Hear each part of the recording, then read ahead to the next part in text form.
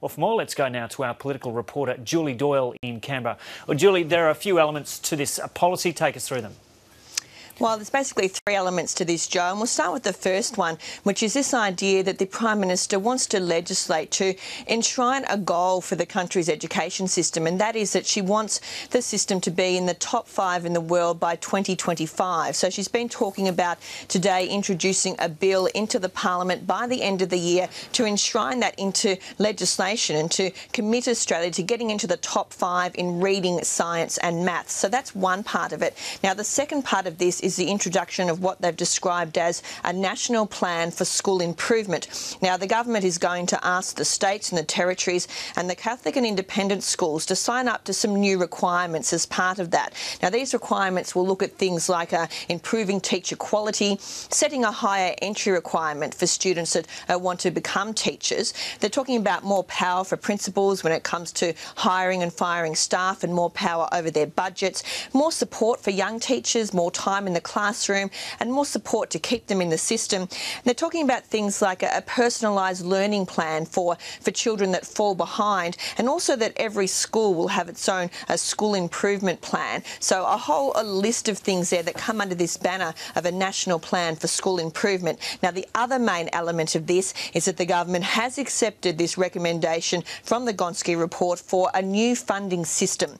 Now, it will be based on something that's called a school resource standard. So it will be a standard payment per student. So it'll be the amount of funding that the government considers is needed to provide education for students so they can reach a high standard. But then it will also be topped up. So if you're a student in a rural or remote area, or you're from an Indigenous background or a low socio-economic background or other disadvantage like that, then you'll receive extra funding. So that will come on top of this new base payment. So, Joe, that's it in a nutshell, the three different aspects of this plan that the government has announced today. Yeah, Julie, one of the facts or figures that the Prime Minister read out during that speech was quite startling. In Indigenous communities in very remote areas, Year 9 students the average Year 9 Indigenous student had a reading level of a Year 3 student. So it seems that particular area of Indigenous education will be a big focus of this new plan.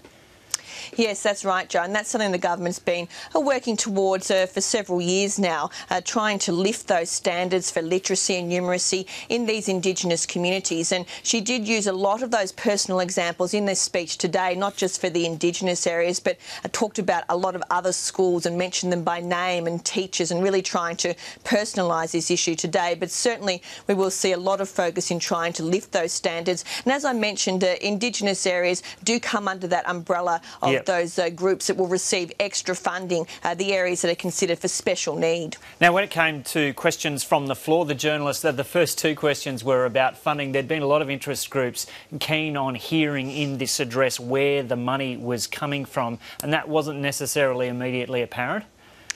No, that's one thing there wasn't a lot of detail about in this address today. Now, the Prime Minister did say that she accepted the recommendation or the notion that it will cost around $6.5 billion a year based on today's figures to change this system in this way. But she did say that this money should be linked to an appropriate transition period and also should be linked to school performance and to improving school performance. So she was saying she wants states and territories to play their part and there'll be no blank check. But when she was questioned about how that funding should be divided between states and the Commonwealth, she really couldn't give any detail there and said that she didn't want to talk about that exact funding split at this point, as she wants to have more negotiations and work through those details. Now, she also had a lot of questions about, well, how is the government going to afford this, because the budget's in a very tough situation and the government has already announced big spending measures such as the National Disability Insurance Scheme. Now, Julia Gillard, in answer to that, again, didn't go through a lot of detail, but said there will have to be some tough budget choices made, but it's the right thing to do and it's the Labor thing to do. So she was really trying to paint it in that picture that this is a core value for the Labor government to go through this. And she said she'll be asking the states and territories to share her passion and she'll be personally leading these discussions. But you're right, Joe, as far as how this will all be funded and how much the states will be asked to put in and how much the Commonwealth will put in, we really didn't get a clear idea idea of that today. And there's been a bit of commentary on just how long this process is going to take. But Julie Gillard's line on that is basically this is a huge reform in a huge area and it's going to take time. Yeah, she was saying there's no magic button for school improvement and it is going to be a long process. But she's talking about the funding changes starting from 2014, but then having a 6-year transition period. And as for that goal of lifting education standards, that's an even longer time frame. That's a 13-year time frame for that one. But she was saying the process from here is that she wants to meet with the premiers and the chief ministers and talk to them and talk to the Catholic schools and the independent schools.